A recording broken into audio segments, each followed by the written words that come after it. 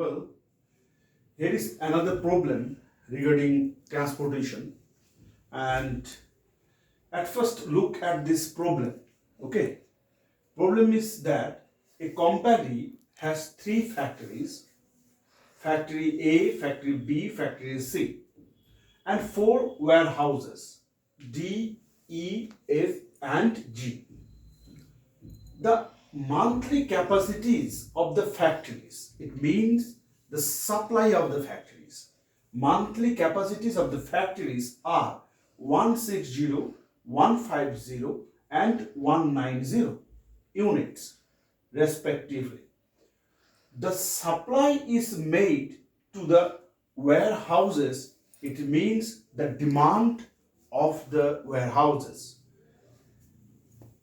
whose requirements are 80, it is the demand of warehouse D, 90, it is the demand of warehouse E, and 110 is the demand for warehouse F, and 160 it is demand for warehouse G.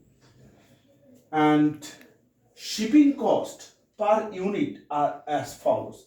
Shipping cost is given here in this table, and here the cost is there: 42, 48, 38, 37, 40, 49, 52, 51, 39, 38, 40, 43. It means from factory 1 to warehouse D, 42 cost is required.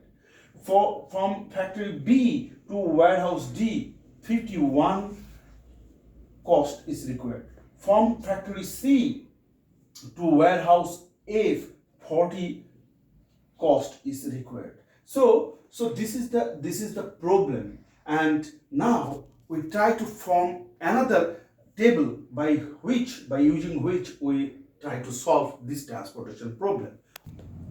So now we have the solution, and there are some steps, by using those steps, as I have mentioned in my previous video regarding the transportation problem. So at first we have to check whether the transportation problem is balanced or not. Okay, so on the basis of our information, I have formed this. As you know, the capacity of the factories were 160, 150, 190 in the problem. So supply is this. There is a supply column, and I have written all this number in the supply column. And as the warehouses, actually the products move to the warehouses, so demand for D warehouse is 80, 90 for E, 110 for F, and 160 is for G. So this is the demand row. So now this is the table where the demand and supply are included. So now we have to check whether the problem is balanced or not. So look, if you add these numbers, the demand, then you have 0, 7, 16, 16, and 8, 24, 4, 2, 3, 4, 440. Okay, the total demand is 440, and total supply is 0, 6, and this is 9, 6, 40, 0, 5, 500. Okay, so demand is not equal with the supply. Supply and demand actually vary. So it is not a balanced problem. So we have to make it balance in such a way that we add another column, that is DM. Okay, this is a dummy column, and we put 0 here, and we put a 0 here, and it is 60. Okay. So I am writing it very clearly. 10160 43. It is 51. It is 37. It is 37, and it is G. Okay, and it is 60. Well, now if you add these numbers 80, 90, 110, 160 and 60, then you have demand 500. So now demand and supply is demand and supply both are equal. So now it is a balanced program. Now we have to check. Now we have to follow a method by which we can solve it. The initial feasible solution we can have, and here we use the Vogel's approximation method, VAM method.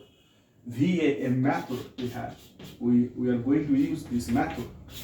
And now, what is this method? Look, at first you have to take the minimum value of this row.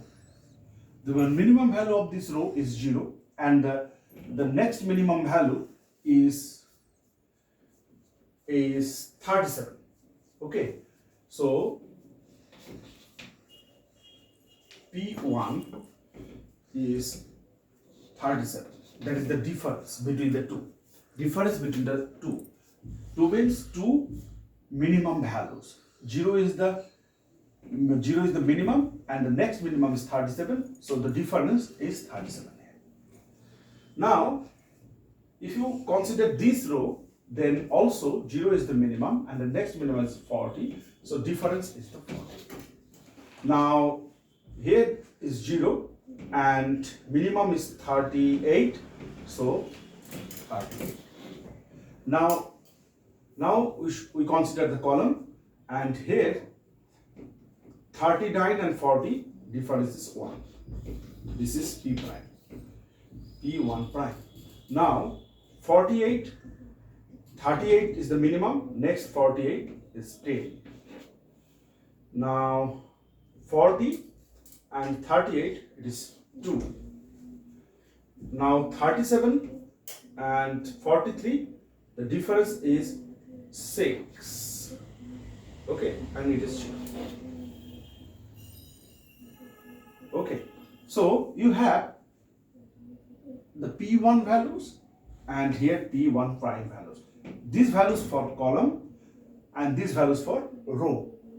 Now you have to take the maximum out of these values. Out of these values, you have to take the maximum. Okay, so 1, 10, 2, 6, 0, 37, 40, 38. Among this number, 40 is the maximum. So you have to take the maximum value, consider the 40, and as the 40 is in this row, so we take the entry here. Okay, now we consider the minimum value of this row. So what is the minimum value? Minimum value is there 0. Okay, so now we allocate. Look, the demand is 60 here and supply is 150. So we put 60 here, 60, and this 60 is used, and now here the 90. It is 90. Okay. Now we again, 60 is exhausted, so we do not consider these column. We do not consider this column. Now we consider again the P2. P2. The difference between these numbers, 42, 30, 48, 38, 37, the minimum is 37 and next minimum is 38, so difference is 1. And again, look at this, for 40 is the minimum and 49 is the next minimum, so 9. The difference is 9. 38 and 39, so difference is 1. Now look at this, it's the same, it will be same because there is no change, so 1. P2 prime is 1, and now it is also same 10, and it is also same 2 because the difference between the two minimum values, and in this G column it is also 6. Now you take the maximum out of this. 191, 110, 2, 6. The maximum is 10, so we take entry here. Okay. Now we take the minimum of these values. Minimum is 38. So now 38, if you consider 38, then 90 is the demand and supply is the supply 190. Okay. So 90 will be allocated here. 90 will be allocated here. So I am allocating here, otherwise it will get problem. 90. Okay. So here it is 100. So 90 is used. So now we do not consider this column. Okay. Now again we have to find the values of P3, the difference between the two minimums. So now if you consider the two minimums 37, 38 and 42, that is 37, 38, it is 1. It is here in this row 51 and 40, so it will be 11, and 39 and 40, 43, it is 1. And if you consider this P3 prime, it will be the same, there is no change, and it is exhausted. Now if you consider, it will be the same, and here it is also be the same. Okay. So now 1, 2, 6, 1, 11, 1. Out of these values, maximum is 11. So maximum is 11. So we take an entry from here. And now look, we take an entry here. The minimum value is 40, 52, 51. The minimum is 40. So demand is 80. And supply is 90, so 80 is allocated here, and here it is 10. Okay, here it is 10, so this column is exhausted. Okay, so now again P4, the difference between the two values 37, 38, here it is 1, and 51, 52, it is also 1, and in this row 43, 40 and 43, it is 3, and now P4 prime, there is no value, it is exhausted, two columns are exhausted, and 40, 38, it is 2, it is also will be the same, 6, 2, 6, 3, 1, 1, 6 is maximum, so we take an entry from there. The minimum of these values 37, 40, 51, 43, 37 is the minimum, so 160 is the demand and 160 is the supply, so 160 is allocated. So it is exhausted, it is also exhausted, so no use of this column. Okay, and it is also has no use. Now we have 110 demand for warehouse 5, and supply from B is 10. It remains, and C is 100. So we put 100 here and 10 here. So 100 is exhausted and 10 is also used. This 100 is used. Okay. So all the demands and supply have been used and we have allocated. Okay. So if now I write this in a phrase table in such a way that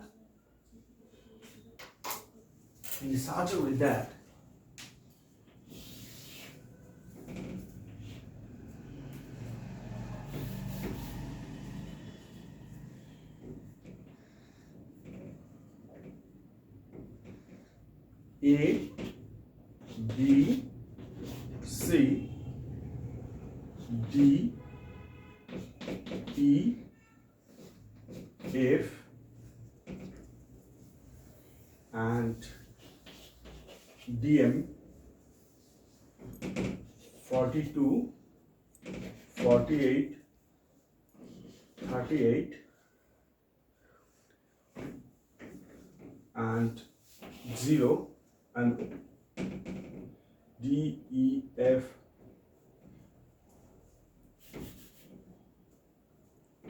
Z, D, M.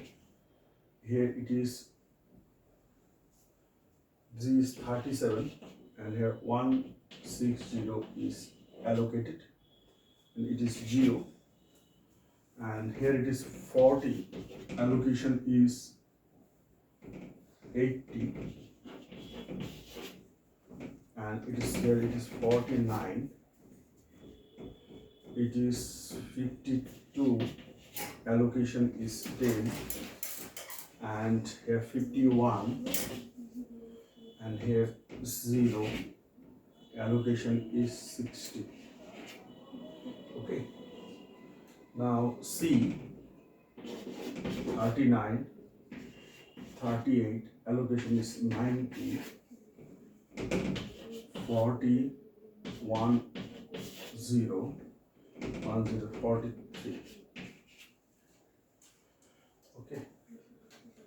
So 1, 2, 3, 4, 5, 6. 1, 2, 3, 4, 5, 6. 6, 1, 2, 3, 4, 5. There is another 90, 60, 80, 10, 160, 5. Okay. So 5 solutions are there. So whether it is it will create a degeneracy problem or not, I try to show it. Look, the number of column is here 1, 2, 3, 4, 5 plus number of row 1, 2, 3 minus 1 equal to, the roots is this, n plus n minus 1, so 8, 7, and solution here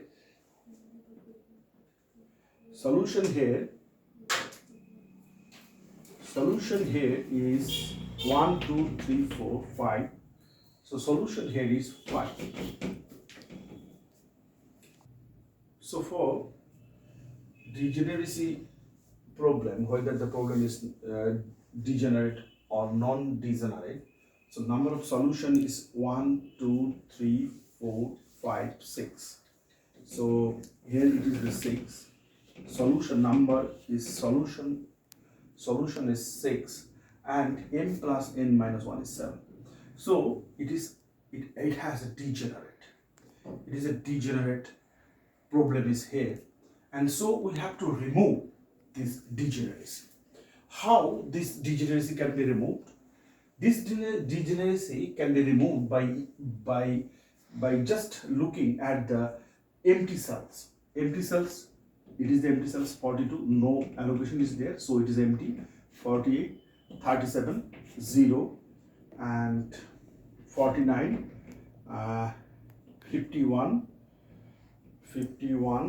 39, 43. These are the empty cells. Now among these empty cells, whatever I have just mentioned, the minimum minimum should be considered. Minimum cost cell should be considered. Here, two cells actually represents the minimum cost 0, and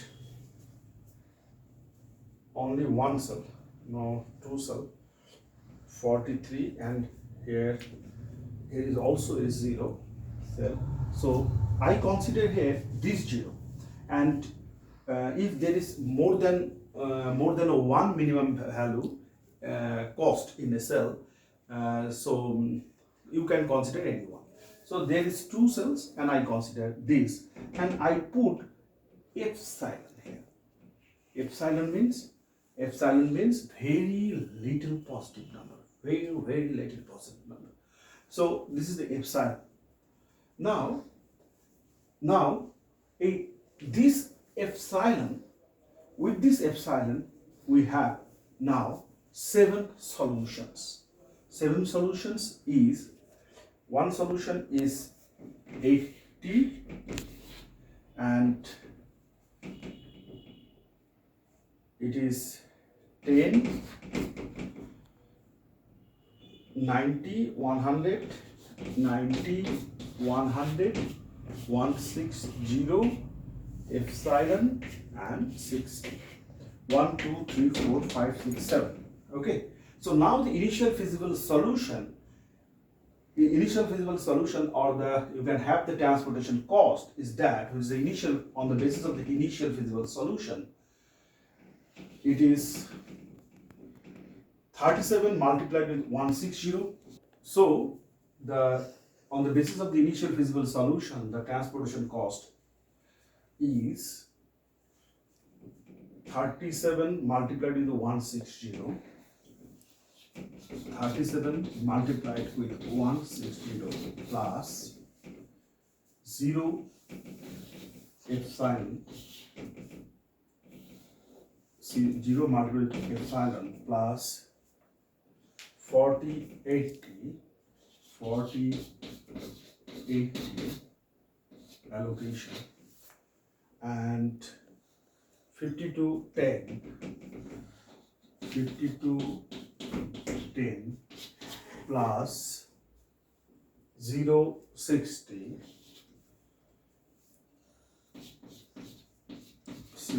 plus 38, 90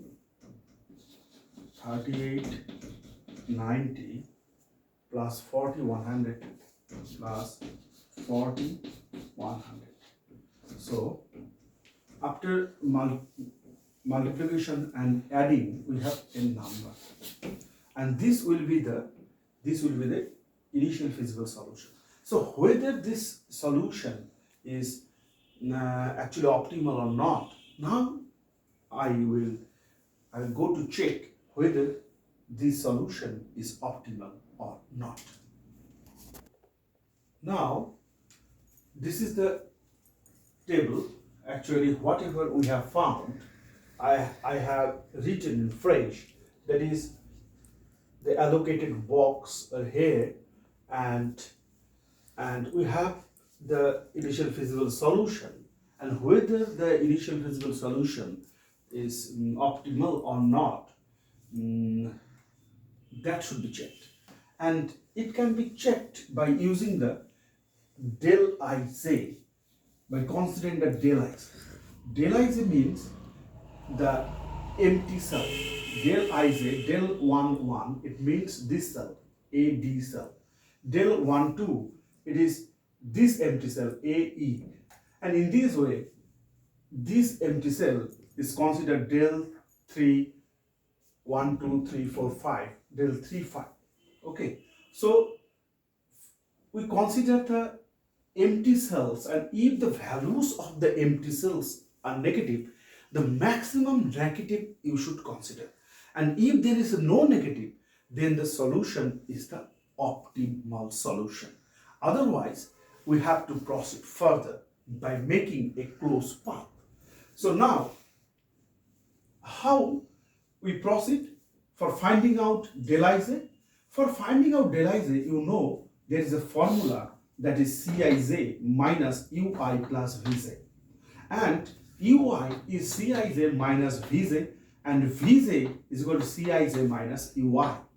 So Cij is the cost, okay, cost of the cells, and Ui and Vj, the values. Ui is the values of the row here, row, and Vj values of the column. So how we should find out the Uis? Now look, the maximum allocation,